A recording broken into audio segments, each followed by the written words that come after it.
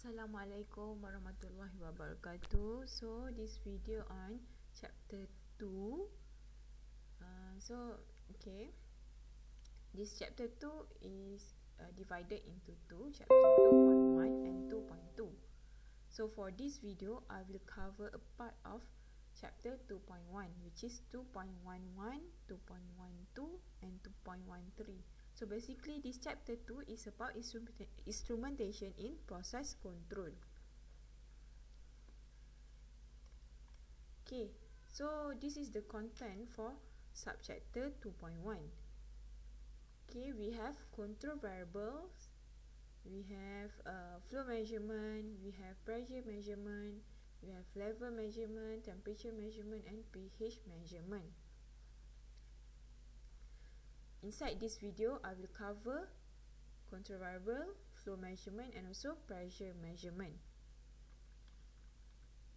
Okay, the course outcome for this chapter 2.1 is ability to explain the principle of measurement of various instruments and the basic component used in process control system. So the course learning outcome, we have two, which is after completing these courses, the student should be able to recognize and define the common process variable in chemical industry such as flow, pressure, level, temperature and also pH. So basically inside the chemical industry, we will play around these main process variable. Okay. Next course learning outcome is explain operational principle of various instruments used for various process variable measurement. So basically what we gonna learn inside this chapter 2.1 is the instrument that we use to measure the process variable. That process variable can be our control variable, disturbance variable, manipulated variable. So normally that measurement is used as a sensor. Sensor will measure the process variable, normally on control variable. So now we will learn about control variable on subchapter 2.1.1. Okay, let's recall back. Control variable is one of the process variable that we use to control, and this process variable known as control variable is measured using sensor, and this sensor normally is attached with our measurements. Okay, this control variable also known as a output variable, output that coming out from the process. So in a large scale integrated process plant such as oil refineries or ethylene plant, thousands of process variables are measured and must be controlled. So bear in your mind, we have a lot of process variable, not just one variable to be controlled and one variable to be manipulate if inside the large scale of the processing plant. So in a lab scale, yes, normally in a lecture also I teach on the simple control system configuration, so that you will see there's one control variable and one manipulated variable, one disturbance. But inside the large scale processing plant, we have thousands of process variable measured and also controlled. So some example of the process variable, like I mentioned before, is flow, pressure, level, temperature and also pH. So now I move to measuring device. So what is measuring device? So measuring device is a device that used to measure the process variable. So for example, we have our process variable to be controlled like flow, and then we need to have the measuring device to measure whether the control variable achieving its set point or not. So that's the important thing of measuring device. So the criteria that require to be considered when selecting a measuring device is, first is input type. So our input type, whether it's pressure or current or flow or what. So the example is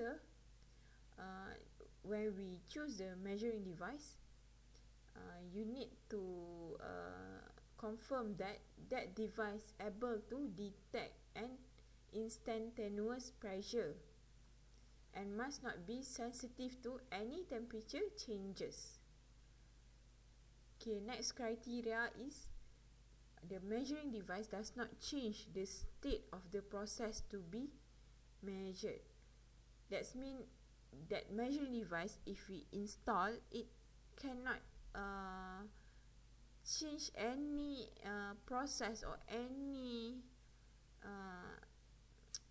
state of the fluid inside the process. For example, like we use thermometer, right?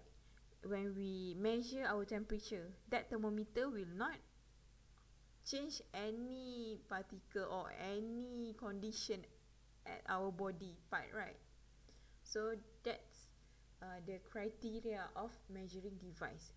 Next is suitable with the process and visual display you need to be used. So each type of measuring device have their own application. That means, for example, you have a system with a contaminant fluid, process with the contaminant fluid. So you need to choose the correct device, the suitable device for that process. Later on, I will explain in details each type of the working principle of the measuring device and its suitability according to the process. So next criteria, the device must be high accuracy, high precision, has a stable response frequency, must not be induced by phase distortion or time lag between input signal and output signal. So that device must be working in a real time. Okay, next, has high resistance against outside element without affecting the accuracy certain limits. So sometimes the element that we use inside the process is highly corrosive. So the measuring device that we use, we need to choose the high resistance device for that process. So lastly, the measuring device choose need to be safe to be used. Okay, now we move to the flow measurement. So what the objective for this subtopic?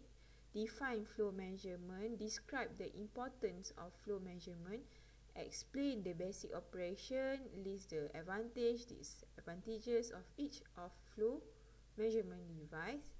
Topic covered inside this subtopic is introduction to flow measurement.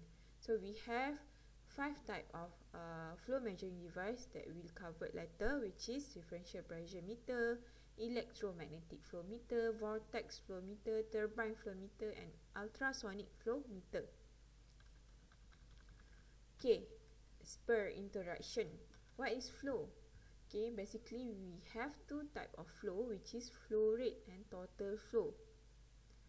So the flow rate is the quantity of fluid passing a point at a particular moment, while total flow is the quantity of fluid that passes a point during specific time interval.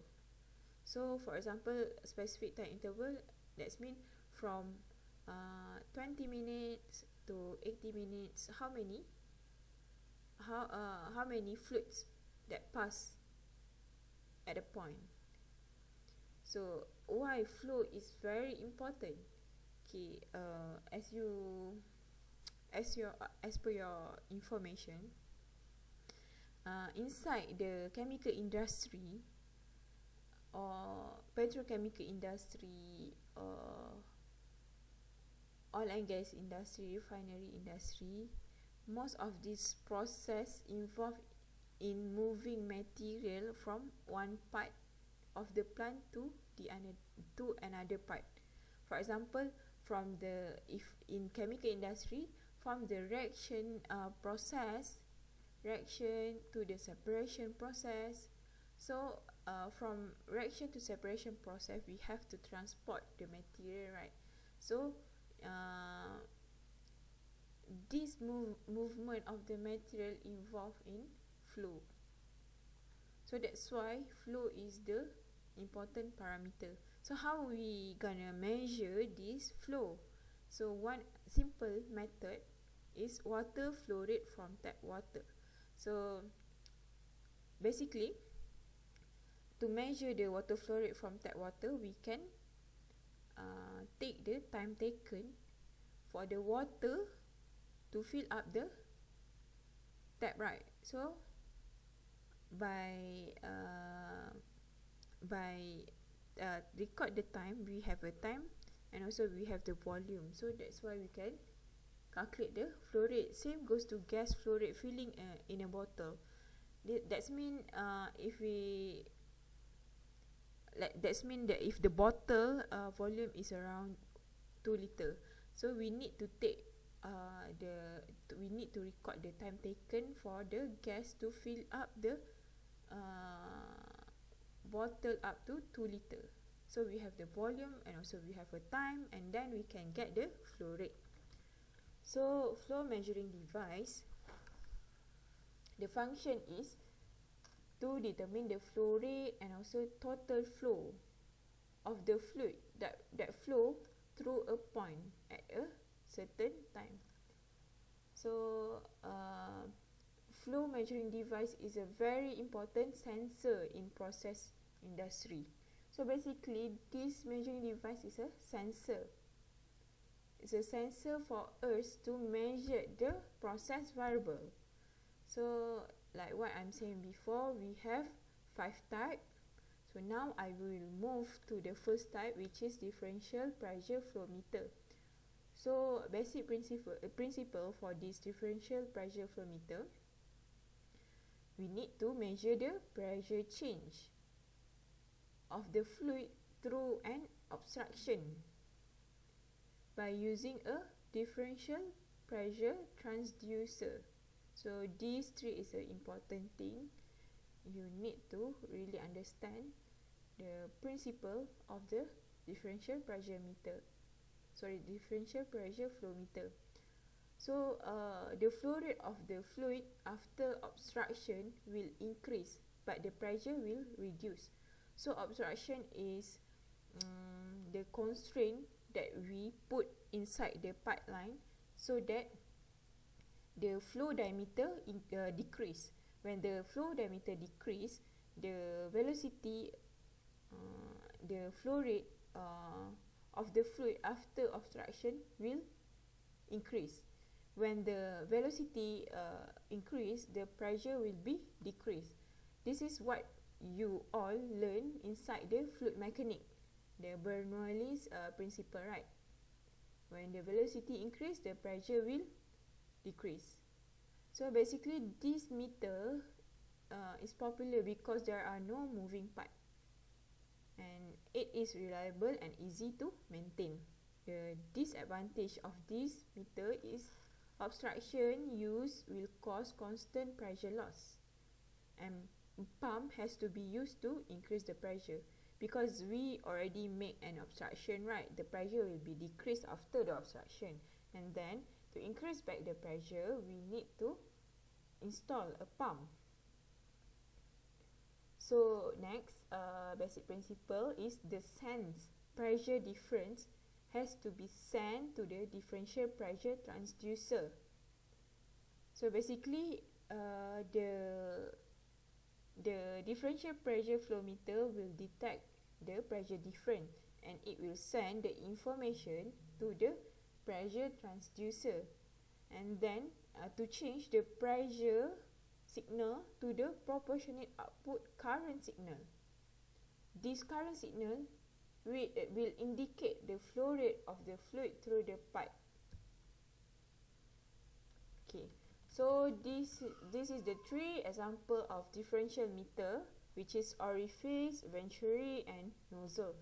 I think that you all already familiar with those three differential meter because you already learn inside the fluid mechanic.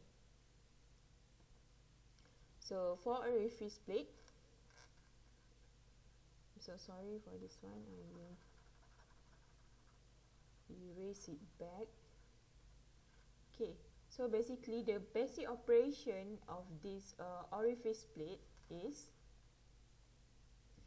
this orifice plate with a metal disc with a hole here in the middle is inserted inside the pipeline, and it will place like this perpendicular to the flow stream.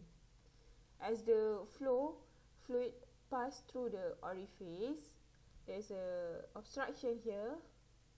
So this obstruction restrict the cross section area of this flow, and it increase the velocity of the flow and decrease the pressure inside this flow. So the pressure difference before here and after is used to calculate the flow velocity. So I think it is quite straightforward, right? The operation of this orifice plate. So we move to venturi tube. So for venturi tube, we have two parts, which is converging and also diverging. So for the convergent section, the function is to accelerate the flow. So basically the convergent section is where the parts that decrease the diameter of the flow, while divergent section will decelerate the velocity of the flow. So this converging and also diverging section resulting a drop in the static pressure followed by pressure recovery in the flow direction. So by measuring the difference in the pressure, so because there is a change in diameter in here, right? So from the Bernoulli principle, we can say that when the diameter decrease, the velocity of the flow will be increased. When the velocity will increase, the pressure will decrease. So velocity increase, pressure decrease.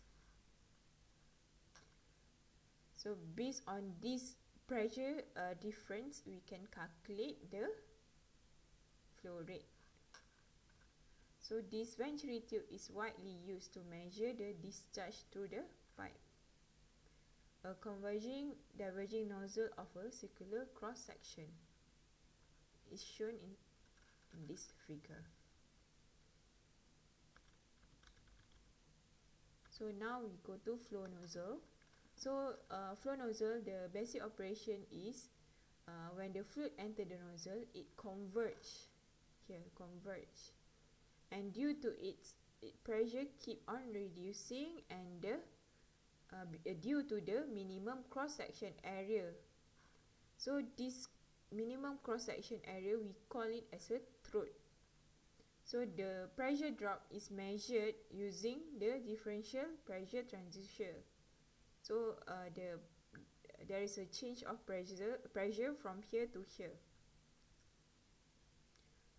So this nozzle consists of elliptical converging section and also cylindrical throat section. So basically this flow nozzle, the application is used for the high velocity non-viscous corrosive flow. So it is widely used for high pressure and temperature steam flow. Okay, what is the advantages and disadvantages of these three types of differential pressure meter is orifice, widely used, easy to use, cheap, can be obtained in wide range of diameter. Next, venturi advantage is higher accuracy, lower pressure loss, can be installed vertically, horizontally or inclined. Why there is a low pressure loss? Because the venturi itself, it is designed same as a pipeline, right? So it just installed between the pipeline. It's not like orifice. It's only a thin metal plate that will be installed inside the pipeline. So the pressure on the orifice place will be higher as compared to the venturi meter. So next, nozzle, easy installation, cheaper, very compact, high coefficient of discharge. So the disadvantages of the orifice, like what I'm saying before, high pressure loss, impractical for system with low static pressure, subject to damage by water hammer and foreign object. Venturi is expensive, large in size, high viscosity effect, require long laying length. For nozzle, the disadvantages is low pressure recovery, high in maintenance. Why high in maintenance? Because if we want to disassemble this nozzle from the pipe, we need to open back the pipe and taken out the nozzle. Okay, now I move to electromagnetic flow meter. So basically, electromagnetic flow meter, also known as a induction flow meter, magnetic flow meter. So the function is to obtain the flow velocity by measuring the changes of induced voltage of the conductive fluid passing across a controlled magnetic field.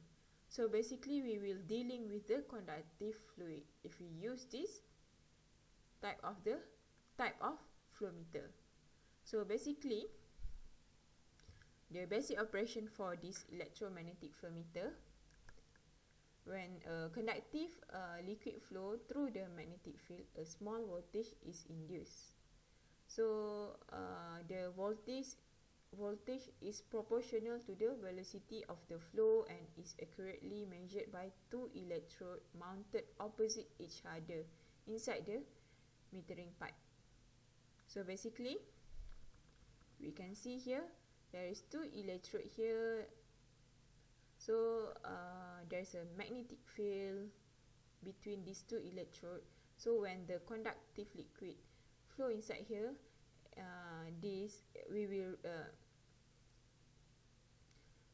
there is a voltage difference, right? So when there is a voltage difference,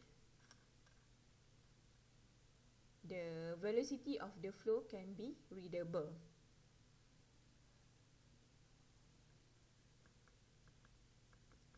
So this is basically how the operation principle. So we have electrode. So when the conductive fluid flow inside, there is a voltage difference. That voltage difference that voltage difference is proportional to the velocity. So we can read velocity based on the voltage reading. So now we move to the vortex flow meter. So vortex flow meter, this sensor detect the frequency of vortices shared by a bluff body. So this is a bluff body. This bluff body is a restriction inside the flow. When the flow move and hit this bluff body, it will form a vortices like this.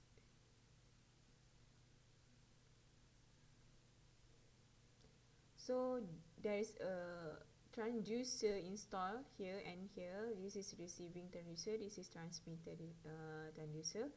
This transducer will detect the frequency of the vortices here. So this vortex flow meter is used for measuring the flow velocity of gases and liquid in pipeline flowing full. So best suited for the turbulent flow with the Reynolds numbers greater than 10K. Okay, basic operation. As the flow goes around the object, it's alternate creating the vortices here. From top or bottom of the object, the swirl are created from increase in pressure. So this swirl is created from increase in pressure and decrease in velocity on one side, and the other side. So one side, the other side is decrease in pressure and increase in velocity. So this side increase pressure, this side decrease pressure. So the frequency of the alternate vortices is proportional to the flow rate of the fluid. So the transducer will measure the vortices, the changes of the vortices. The other side is increase in pressure, the other side is decrease in pressure. So this difference of the vortices, the frequency difference will be measured by transducer.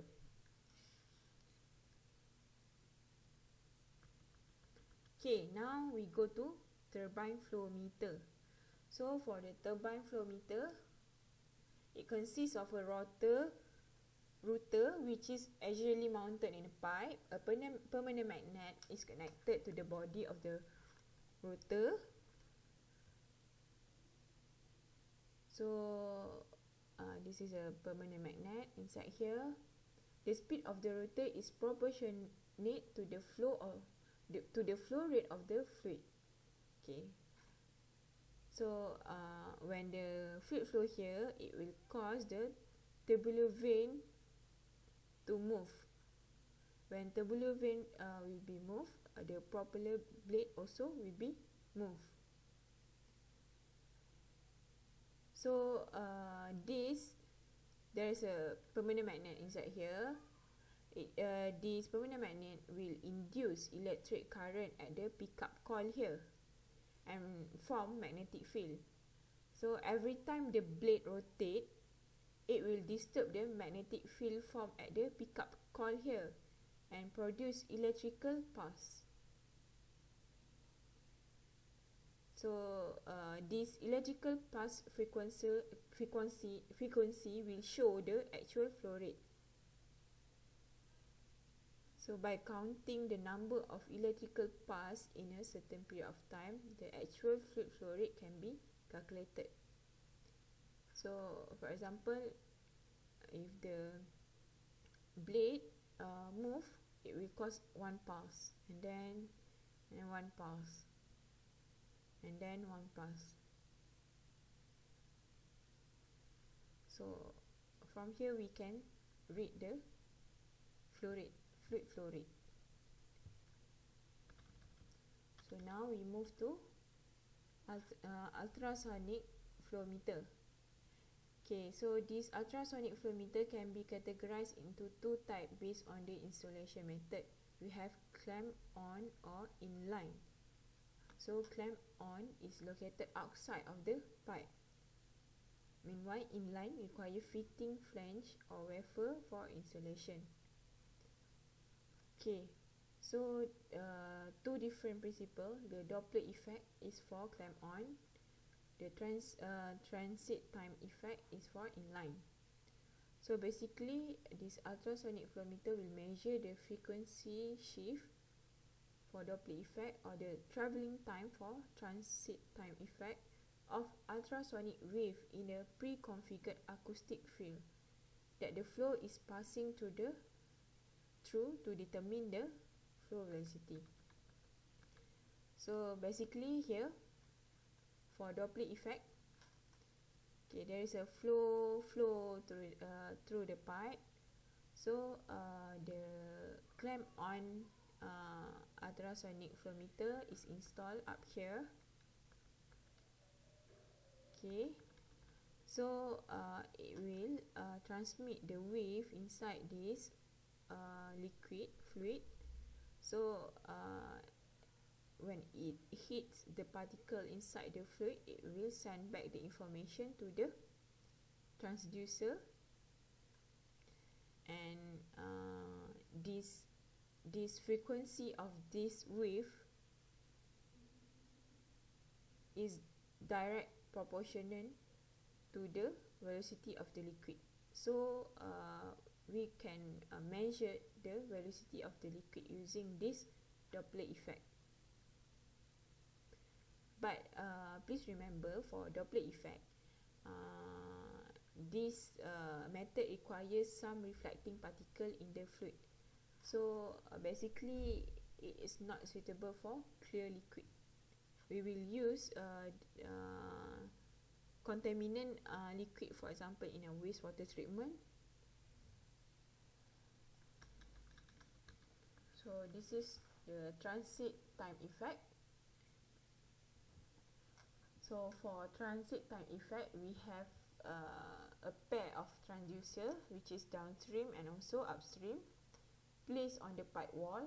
One of the upstream and the other one downstream. So each transducer have its own transmitter and receiver. So when one transducer transmits sound, the other act as a receiver.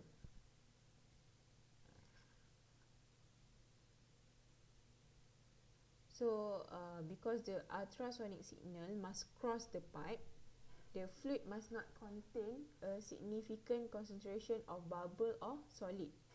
So basically, this ultrasonic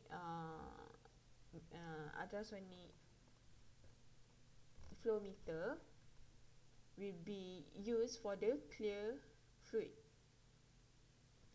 So the basic operation is to measure the time it takes for an ultrasonic signal transmit from one transducer, for example upstream, one transducer to the second transducer. So upstream and downstream time measurement are compared. If inside the pipeline there's no flow, the transit time would be equal in both directions. But if there is a flow inside the pipeline, sound will be travel faster in the direction. So from upstream, for the upstream, from here to here, the direction of the flow of the liquid and the sound is in the same direction. So the sound will travel faster as compared to the downstream transducer, whereby the sound travel slower against the flow. Okay. The advantages and disadvantages for the Doppler effect and transit time effect. For Doppler effect, obstruct less flow can be installed outside the pipe, low flow cut-off, corrosion resistant, relative low power consumption. Meanwhile, for transit time, obstruction less flow, same, unaffected by changes in temperature, density or viscosity. Bidirection flow capability, we have upstream and downstream. Low flow cut-off, corrosion resistant, accuracy about 1% flow rate, relative low power consumption. So these advantages is highly depend on the physical properties of the fluid. For the Doppler effect, affected by changes in density and temperature of the fluid, is unsuitable for highly accurate measurement application. For transit time effect, require reliability, high frequency sound transmitted across the pipe. Liquid slurries with excess solid may block the ultrasonic pulses. Cannot measure liquid with entering gas. Not recommended for primary sludge, mixed liquor, aerobically digested sludge, septic sludge. So basically solids whatever fluid that have solid is not recommended.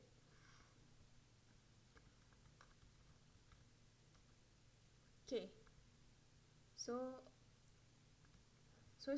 this one is a task for you, for you all need to be completed. This task will be your attendance record. Each of you need to send to me. I will create a link, or I will post inside the Google Classroom. So each one of you need to send to me, and it will be recorded as your attendance for this week.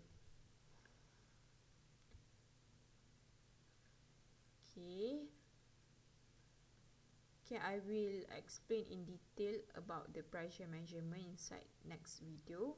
So thank you.